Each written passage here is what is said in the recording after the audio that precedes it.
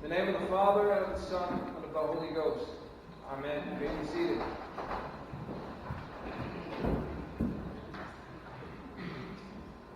So this morning we have what is essentially the postscript of John's Gospel. John 20, the chapter before what we just read, ends with a very stirring conclusion, a very beautiful bookend to the Gospel of John. John 20 ends and it says, "And truly Jesus did many other signs in the presence of his disciples, which are not written in this book. But these are written that you may believe that Jesus is the Christ, the Son of God, and that believing you may have life in his name." A beautiful ending to the Gospel of John. And then it's almost like John says, oh yeah, one more thing, I forgot. Adds a little PS to the end of his Gospel. John 21 gives two more stories. Most scholars have concluded that maybe this was either a later addition to the Gospel, which sprung from the traditions and stories, or that it was something that John added after the fact as he was finishing up his Gospel. Whatever the reason, we know that this part of the Gospel was added very early on, and that it served as a vital conclusion to the story of Jesus' relationships with his disciples on the final days, his final days on earth. This ending gives a somewhat of a different perspective of the conclusion of Jesus' ministry. The dramatic story of his resurrection in John 20, and then John 21, the lens shifts slightly. We get to see a very personal ending to a very dramatic story. I spent part of my weekend in McKenzie, Tennessee for a faculty training seminar. Most of you know this already, but part of my time is spent teaching mostly religion courses at my alma mater, Bethel University. That's right, I am a trivocational priest. Trivocational, that is a word that I think I coined myself, by the way. Steve and I were joking yesterday about the need that both of us seem to have to keep our task list full. That feeling of satisfaction from being productive. And he joked, he said, well, I'm half afraid that if my task list is ever empty, that God will just say, okay, that's it. Get him out of there. He's done. He's obviously finished. Take him out. I mostly teach online courses and in-class courses in Nashville, the Nashville campus of Bethel, but occasionally I have to drive to the main campus for events like this. And how many of you have been to McKenzie, Tennessee? Okay, well let me just say, for those of you who have not gone, you're good. You're okay. Don't worry about it. This is a tiny little town that somehow birthed a college in the late 1800s. It's not too far from Jackson, which has 2 or 3 other universities. UT Martin is just a little further ways down the road. But McKenzie is a town that will give you a very different perspective of the world. You may think I'm joking, but I don't think that there's even one stoplight in McKenzie. I don't think there was any when I drove through there yesterday. Gallatin looks like downtown Nashville in comparison to the little town of McKenzie. And when you drive into this little town, it's like you're stepping back in time. Everything just kind of slows down, including the speed limit, by the way, down to like 30 through the entire town. There's just a handful of shops and businesses, not even, very many fast food restaurants even. And your entire outlook is suddenly just altered. And you feel like you've been transported to another world. People here have different priorities, different dreams, different life experiences. There's a different story to be told with a different purpose. I think that's sort of what John 21 does for us. Another reason why John is much different from the synoptic Gospels of Matthew, Mark, and Luke is the conclusion of his story as this very, very personal character that I mentioned earlier. Actually, 2 stories of redemption follow the ultimate story of redemption on the cross at the end of John. Last week we saw Jesus' interaction with Thomas, remember? Thomas, who just couldn't wrap his head around the fact that this man who just faced this brutal execution could possibly be alive now. I can't believe it, Thomas said. I'm not going to believe hearsay. I'm not going to believe rumor until I see his wounds, until I touch the places in his hands where the nails went through. Jesus is, of course, patient with him. Jesus offers him, remember, the one proof needed to move him over that threshold of doubt into faith. Jesus doesn't condemn his doubts and abandon him for it, cast him out of the inner circle. He patiently provides Thomas with that convincing proof, which then births in Thomas a passion and fervor for the gospel from that day on.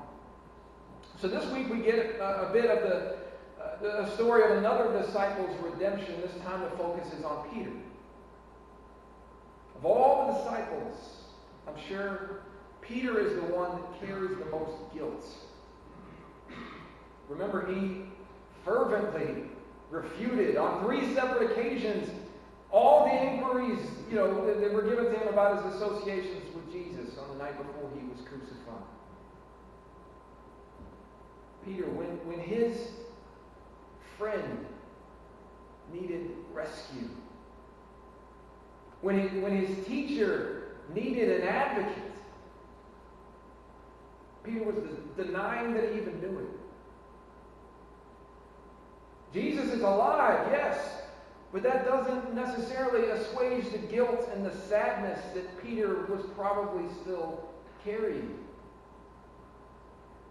Peter, who used to be one of the chosen of the chosen, one of the inner circle of the disciples. Peter, who used to be so close to Christ. I'm sure in his heart felt like he was now on the outside. Probably felt very desolate. So what does Peter do? What do many of us do when we feel disheartened or dejected? We go back to what we know. Do what's familiar. What does he say? Hey, I'm going fishing. I joked with Steve Duke at the 8:30 service. This is the equivalent of Steve getting up, being pretty down, and saying, you know what? I'm going golfing. It just makes you feel better. It's something that you know. It's something that you find comfort in. Something that's predictable. For Peter, I'm sure too that this was a moment, I think for him, where he probably expected to go back to his former life. Remember, Jesus handpicks him from his vocation, from his career, calls him out of that. Put your nets down. I got something else for you. I got something bigger for you. So in the apex of Jesus' ministry, and then he's crucified, everything comes tumbling down. Yes, he is alive again, but what does that even mean? Peter, I'm sure this was a very surreal moment. Probably felt like a dream. Those last few years, just a bizarre detour into the world of, the messianic expectation, all the Jewish apocalyptic, expectations. Being a part of something bigger. Getting to be on the cusp of God doing something miraculous to stir up his people. Bring them into freedom. But all that's over now. All those expectations have come crashing down. Jesus is not the king that we thought he was going to be. So what does Peter say? I'm going fishing. And of course, I'm sure to make it even worse, to make Peter feel even worse about his situation, he stays up all night and doesn't catch anything. Not one thing, you imagine. It says that Jesus appears to them from the shore, and I think almost playfully says, hey kids, you caught anything? Children, have you any food? Of course, we don't get the rest of John 21 in our reading this morning, but I'm sure you're probably familiar with it. Jesus calls out to the boats. John recognizes that if Jesus tells Peter, Peter, see the excitement take over. I've got to get to him. I've got to talk to him again. I've got to explain myself. I've got to say I'm sorry. So he puts on his cloak, he plunges into the sea, and he swims as hard as he can to get to Jesus. And even says, when Jesus says, hey, bring some of the fish, Peter's the one that goes over, he gets the net, he pulls it. He's just so excited. He wants to capitalize on this moment that he has. Maybe it's the last time. Maybe it's the only chance that he's going to have. So you probably know the story. After this, Jesus has this intimate moment with Peter, where 3 times, same number of times that Peter, of course, denies Jesus, 3 times he asks him, Simon, do you love me? This is your chance. Yes, Lord, I love you. And of course, this isn't just about this call and answer. There's a redemption story here, of course, but there's also a commission. If you love me, then feed my sheep. It's beautiful. Jesus restores him. And in this restoration, he reassures him that he still has a place. He restores him, he reassures him, and then he recommissions him. You still have a purpose. You still have a purpose. Nothing is lost here. Of course, the lesson here for us is sin can separate us from God, make us feel like we're on the outside, just feel pretty desolate in our hearts. But he is always ready to restore. He's always ready to reassure us of his affection for us, and he's always ready to bring us in, to use us for his purposes.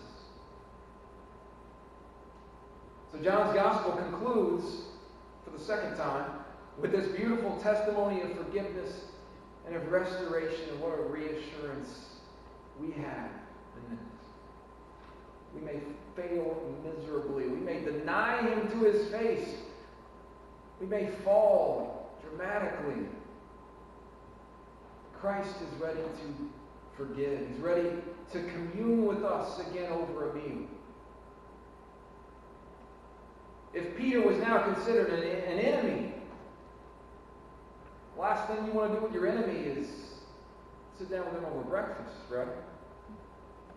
Jesus invites him in. Sit down. Take a seat. Let's grill some fish. He's ready to reassure. Our Lord does the same for us. He's ready to reassure us that his love for us is an everlasting love. Let us close in prayer. Father, what a beautiful story John leaves us with at the conclusion of his gospel.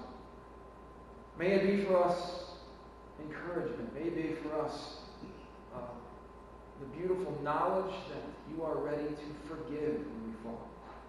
That you are ready to bring us into the fold.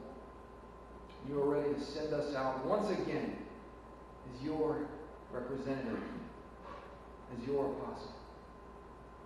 Pray all this in the name of the Father, and of the Son, and of the Holy Ghost. Amen.